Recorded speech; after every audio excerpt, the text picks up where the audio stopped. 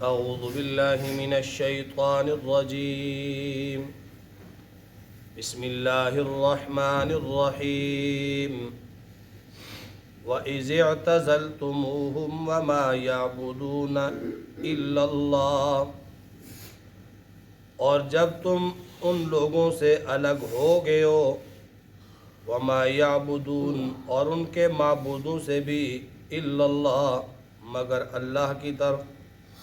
فَآوُوا إِلَى الْكَهْفِ، تو آ جاؤ ایک غار کی طرف، يَنشُرْ لَكُمْ رَبُّكُمْ مِنْ رَحْمَتِهِ، اللہ تعالیٰ تمہارے لیے اپنی رحمت پھیلا دے گا، وَيُهَيِّئْ لَكُمْ مِنْ أَمْرِكُمْ مِرْفَقًا، اور تمہارے اس کام میں بھی کامیابی کا سامان درست کر دے گا، وَتَرَى الشَّمْسَ إِذَا طَلَعَتْ تَزَاوُرًا، اور اے مخاطب جب دھوپ نکلتی ہے تو دیکھے کہ جب سورج طلوع ہوتا ہے، تزاور عن کہفہم ذات الیمین، تو وہ سورج ان کے دائیں جانب کو نکل جاتا ہے، وَإِذَا غَرَبَتْ تَقْرِضُهُمْ ذَاتَ الشِّمَالِ، اور جب سورج غروب ہونے کو ہوتا ہے تو تقرضهم ذات الشمال، تو بائیں جانب کترا کر نکل جاتا ہے، وَهُمْ فِي فَجْوَةٍ مِّنْهُ، اور وہ لوگ اس غار کے ایک فراخ جگہ میں ہیں، ذَلِكَ مِنْ آیَاتِ اللَّهِ، یہ اللہ تعالیٰ کی نشانیوں میں سے ہے، مَنْ يَهْدِ اللَّهُ فَهُوَ الْمُهْتَدِ، جس کو اللہ ہدایت دے وہی ہدایت پاتا ہے، وَمَنْ يُضْلِلْ فَلَنْ تَجِدَ لَهُ وَلِيًّا مُرْشِدًا، اور جس کو وہ گمراہ کر دے تو آپ اس کے لیے کوئی مددگار اور کوئی راہ بتانے والا نہ پائیں گے، وَتَحْسَبُهُمْ أَيْقَاظًا وَهُمْ رُقُودٌ، اور اے مخاطب تو ان کو جاگتا ہوا خیال کرتا ہے حالانکہ وہ سوئے ہوئے تھے، وَنُقَلِّبُهُمْ ذَاتَ الْيَمِينِ وَذَاتَ الشِّمَالِ، اور ہم ان کو دائیں بائیں کروٹ ہم پلٹتے تھے ان کی، وَكَلْبُهُمْ بَاسِطٌ ذِرَاعَيْهِ بِالْوَصِيدِ، اور ان کا کتا غار کی دہلیز پر اپنے ہاتھ پاؤں پھیلائے ہوئے تھا، لَوِ اطَّلَعْتَ عَلَيْهِمْ، اگر اے مخاطب تو ان کو جھانک کر دیکھتا، لَوَلَّيْتَ مِنْهُمْ فِرَارًا وَلَمُلِئْتَ مِنْهُمْ رُعْبًا، تو ان سے پیٹھ پھیر کر بھاگ کھڑا ہوتا اور تیرے اندر ان کی دہشت سما جاتی۔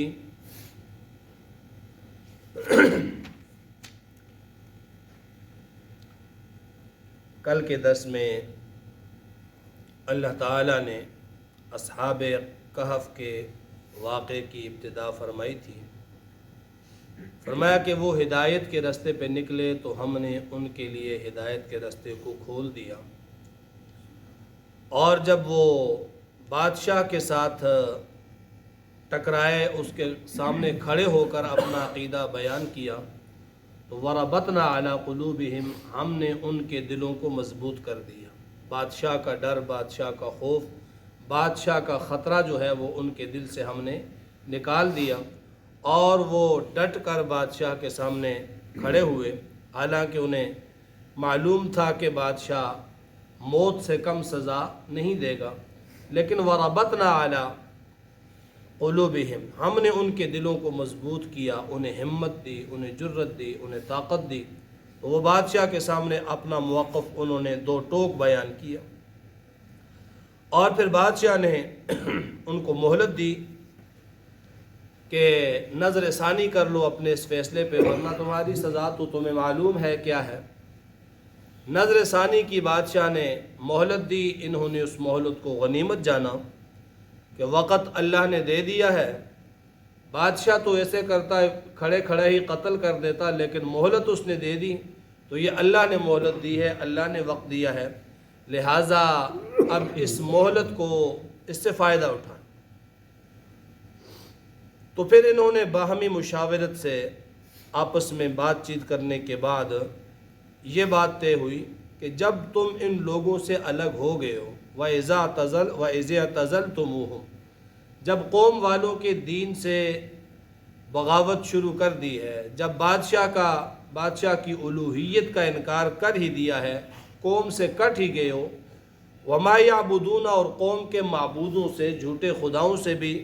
الگ ہو ہی گئے ہو، تو پھر یہاں کیا کرنا؟ فاووا الی الکہف، آ جاؤ غار کی طرف۔ کوئی غار تلاش کرتے ہیں، غار کی طرف نکلتے ہیں، اللہ تعالیٰ راستہ کھول دے گا۔ ینشر لکم ربکم من رحمتہ، اللہ پر توکل کر کے نکل جاؤ، اللہ تمہارے لیے اپنی رحمت کو پھیلا دے گا، رحمت کے دروازے کھول دے گا۔ کسی غار کی طرف نکلتے ہیں، آبادی میں رہنا مشکل ہے کہ بادشاہ مہلت کا وقت ختم ہوتے ہی پکڑ کر قتل کروا دے گا، اور جو ہم مارے تو جائیں گے لیکن اپنی دعوت آگے نہیں پہنچا سکیں۔ غار کی طرف نکل جاؤ، اور یہی طریقہ رہا ہے تقریباً۔ جناب نبی مکرم صلی اللہ علیہ وسلم نے جب ہجرت فرمائی، مشرکین نے جب قتل کے سارے اسباب مہیا کر کے پہرے میں رات کو کھڑے ہو گئے کہ معاذ اللہ آج رات حضور علیہ السلام کو قتل کرنا ہے، تو آپ صلی اللہ علیہ وسلم وہاں سے نکلے تو کہاں گئے؟ سیدھے غار ثور میں، غار میں پناہ لی، ساتھ سیدنا صدیق اکبر رضی اللہ تعالیٰ عنہ، اور وہاں پر بھی اللہ تعالیٰ نے حضرت حضور علیہ السلام کی کیسی حفاظت فرمائی کہ غار کے دہانے پر پہنچ کر بھی وہ لوگ آپ کو دیکھ نہیں سکے، اور اس غار کے اندر 3 دن تک قیام کیا آپ صلی اللہ علیہ وسلم نے۔ تو ان لوگوں نے بھی غار کو ترجیح دی، کہا جی چلو غار کی طرف، اللہ تعالیٰ ہمارے معاملے میں آسانی کرے گا، اور اللہ کے نام پہ نکلتے ہیں۔ تو یہ لوگ غار کی طرف چلے گئے، غار میں داخل ہو گئے، اور غار کا اللہ نے حدود اربع بتایا ہے کہ وہ غار کیسی تھی۔ فرمایا وَتَرَى الشَّمْسَ إِذَا طَلَعَت تَزَاوَرُ عَنْ كَهْفِهِمْ ذَاتَ الْيَمِينِ وَإِذَا غَرَبَتْ تَقْرِضُهُمْ ذَاتَ الشِّمَالِ وَهُمْ فِي فَجْوَةٍ مِّنْهُ، کہ وہ غار جو تھی وہ شمالاً جنوباً تھی، شرقاً غرباً نہیں تھی کہ سورج طلوع ہوتے ہی سیدھا جو ہے وہ داخل ہو جائے اندر،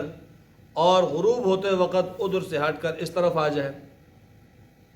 فرمایا اس حدود میں، اس جہت میں وہ غار نہیں تھی، بلکہ وہ شمالاً اور جنوباً تھی۔ اللہ تعالیٰ نے ایسا بندوبست کیا کہ 309 سال آگے آئے گا، 309 سال یہاں پر یہ اصحاب کہف سوئے، اور آپ دھوپ کے آگے جو ہے وہ کسی ایک کپڑے کو 2-4 دن تک رکھ دیں، تھوڑی تھوڑی اس پر دھوپ پڑے تو وہ خراب ہو جاتا ہے، جل جاتا ہے۔ تو انسانی جسم وہ تو کپڑے سے بھی زیادہ نازک ہے، اس پر دھوپ پڑے اور دھوپ کی وجہ سے اس کو تکلیف پہنچتی ہے، تو اللہ تعالیٰ نے ایسا حدود اربع کی غار کے اندر انہیں پہنچایا۔ سورج جب طلوع ہوتا تو تزاور عن کہفہم ذات الیمین، طلوع ہوتے ہوئے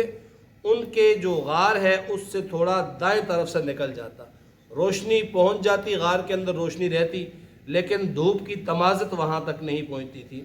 وَإِذَا غَرَبَتْ تَقْرِضُهُمْ ذَاتَ الشِّمَالِ، اور جب سورج غروب ہوتا تو کترا کے نکل جاتا ذات الشمال، بائیں طرف سے۔ وَهُمْ فِي فَجْوَةٍ مِّنْهُ، اور وہ اصحاب کہف غار کے اندر کھلی جگہ تھی، اس کھلی جگہ میں وہ آرام فرما تھے، وہ وہاں پر تھے۔ ذَلِكَ مِنْ آیَاتِ اللَّهِ، فرمایا یہ اللہ کی نشانیاں ہیں، یہ اللہ کی قدرت کی نشانیاں۔ مَن يَهْدِ اللَّهُ فَهُوَ الْمُهْتَدِ، جسے اللہ ہدایت دے تو وہی ہدایت پاتا ہے۔ اللہ کے پاس ہی ہدایت کے خزانے ہیں۔ ہدایت جو اصلی اور قیمتی معیاری ہدایت ہے وہ اللہ کے حضور سے ملتی ہے۔ وَمَن يُضْلِلْ، اور جسے اللہ گمراہ کر دے، بہراہ کر دے، فَلَن تَجِدَ لَهُ وَلِيًّا، تو نہیں پائے گا اس کے لیے کوئی مددگار اور مرشدہ، کوئی نہیں بتائے گا اس کے لیے راہ بتانے والا، اس کی رہنمائی کرنے والا۔ مرشد کا معنی کیا ہوتا ہے بھائی؟ دینی رہنمائی کرنے والا، دین کی طرف لانے والا، دین سمجھانے والا۔ سب سے بڑے مرشد جناب نبی مکرم صلی اللہ علیہ وسلم ہیں۔ مرشد ہدایت دینے والا، ہدایت کی راہ دکھانے والا۔ تو یہ معزز لفظ ہے، یہ مکرم لفظ ہے، قرآنی لفظ ہے مرشد کا معنی، اور یہ لفظ ایسا جو ہے نا وہ چڑھا ہے بازاری لوگوں کی زبانوں پر۔ چرسی ہے تو وہ مرشد، بنگی ہے تو وہ مرشد، کوئی بھی ہے جی نام مرشد مرشد مرشد، پتہ ہی نہیں یار مرشد کا لفظ ہے کیا، مرشد کا معنی کیا ہے، اور یہ لفظ کس پر بولا جا سکتا ہے؟ آپس میں گالم گلوچ اور درمیان میں مرشد، پھر مرشد۔ تو فرمایا کہ ولی مرشدہ وَمَن يُضْلِلْ فَلَن تَجِدَ لَهُ وَلِيًّا، جس کو اللہ گمراہ کر دے اس کے لیے کوئی ولی نہیں، کوئی مددگار نہیں، مرشد، اور اس کے لیے کوئی ہدایت اس کو دینے والا نہیں ہے، ہدایت کے راستے پہ لانا نہیں ہے۔ فرمایا وَتَحْسَبُهُمْ أَيْقَاظًا وَهُمْ رُقُودٌ، اس حالت میں اللہ تعالیٰ نے انہیں سلا دیا اس غار میں کہ گزرنے والا اگر دیکھ لے تو وہ ایسے ہے کہ وہ جاگ رہے ہیں، آنکھیں ان کی کھلی ہیں، وَهُمْ رُقُود، حقیقت میں وہ سوئے ہوئے تھے، وَنُقَلِّبُهُمْ ذَاتَ الْيَمِينِ وَذَاتَ الشِّمَالِ، 309 سال کا لمبا عرصہ ہے۔ فرمایا ہم ان کی کروٹیں بدل رہے تھے، دائیں بائیں کروٹیں بدل رہے تھے، ایک جگہ بھی پڑی رہے شے تو گل جاتی ہے، ہم ان کی کروٹیں بدل رہے تھے۔ وَكَلْبُهُمْ بَاسِطٌ ذِرَاعَيْهِ بِالْوَصِيدِ، اور ان کا جو کتا تھا ان کے ساتھ ہو گیا، یہ اپنی بازو جو ہے، ذرا جو اگلی ٹانگیں ہیں ان کو ذرا کہا جاتا ہے، اور ذرا کا معنی ہوتا ہے بازو، یہ بازو غار کے دہانے پر، غار کی چوکھٹ پر بچھائے ہوئے یوں بیٹھا ہوا ہے، اور بیٹھنے کی حالت میں یہ بھی سویا ہوا ہے۔ وَكَلْبُهُمْ بَاسِطٌ ذِرَاعَيْهِ بِالْوَصِيدِ، یہ چوکیداری کے لیے تھا، وہ جو چرواہا تھا، راستے میں 6 تو یہ تھے، اور راستے میں وہ چرواہا مل گیا، اس نے غرض پوچھی تو انہوں نے بتایا، انہوں نے کہا میں بھی تو تمہارے دین پر ہوں، لہٰذا مجھے بھی ساتھ لے جاؤ، تو یہ کتا اس کا ساتھ ہو گیا تھا۔ بعض روایات کے اندر آتا ہے کہ بڑی کوشش کی کتے کو واپس کرنے کی، بھگانے کی، لیکن اللہ تعالیٰ نے کتے کو گویائی عطا کی کہ میں بھی حق والوں کی چوکیداری کرنا چاہتا ہوں، تو یہ چلا گیا وہاں پر ذراعیہ بالوسیط، غار کی چوکھٹ پر اپنے دونوں بازو پھیلائے وہ بیٹھا ہے۔ یہ اصحاب کہف کی غار میں یہ کتے کا چلا جانا بطور چوکیداری کے، اور اللہ تعالیٰ کی عجائبات میں سے بھی ہے۔ 2 چیزیں یہاں نوٹ کر لیں، ایک یہ ہے کہ کتا جو ہے شوقیہ طور پر پالنا اور کتے کے ساتھ محبت کرنا،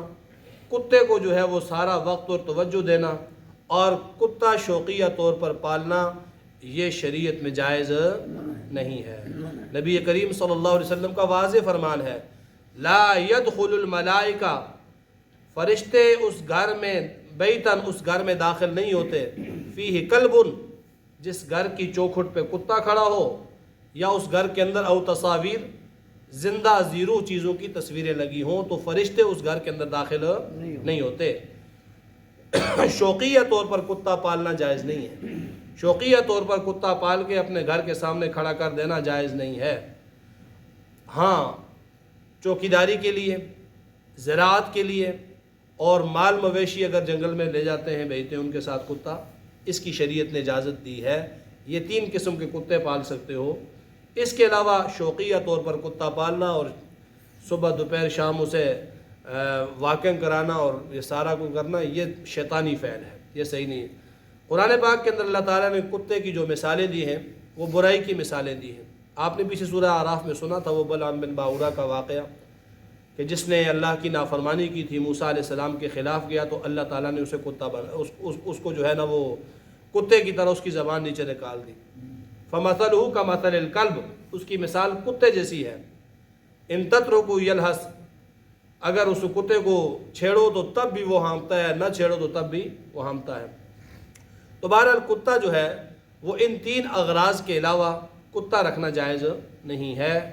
ہاں اگر ہے کسی کے پاس تو وہ گھر کے دروازے پہ نہیں ہونا چاہیے، دائیں بائیں کہیں اس کی جگہ ہو وہاں پر باندھ دیا جائے، اسے بند کر دیا جائے۔ تو شوقیہ طور پر کتا رکھنا یہ ممنوع ہے شریعت میں، وہاں پر جو ہے وہ فرشتے نہیں جاتے۔ تو فرمایا کہ ان کا کتا ذرا اپنے بازو پھیلائے غار کی چوکھٹ پہ بیٹھا ہے۔ فرمایا لَوِ اطَّلَعْتَ عَلَيْهِمْ لَوَلَّيْتَ مِنْهُمْ فِرَارًا وَلَمُلِئْتَ مِنْهُمْ رُعْبًا، غار کا منظر ہی ایسا دہشتناک اللہ نے بنا دیا تھا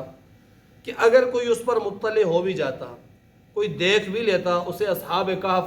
نظر بھی آ جاتے، لیکن منظر وہ ایسی دہشت والا تھا، باہر کتا بیٹھا ہوا ہے اور اندر وہ یوں ٹیک لگائے ہوئے سوئے ہوئے ہیں، آنکھیں کھلی ہیں، تو انہیں دیکھ کر ہی لوگ کہتے ہیں پتہ نہیں کون سی مخلوق ہے غار میں بیٹھی ہوئی، بھاگ کے نکل جاتے کوئی اور مخلوق ہے۔ فرمایا وہ منظر ہی ایسا تھا، لو اطلعت، اے مخاطب اگر تو مطلع بھی ہو جاتا علیہم ان اصحاب کہف پر، تولیتا تو منہ پھیر کر بھاگ جاتا، منہم فرارا بھاگ جاتا تو، ولا ملئتا منہم رعبا اور تمہارے اندر ان کی دہشت سما جاتی، تم دیکھ ہی نہ پاتے۔ وَكَذَلِكَ بَعَثْنَاهُمْ لِيَتَسَاءَلُوا بَيْنَهُمْ، انشاءاللہ یہ کر کے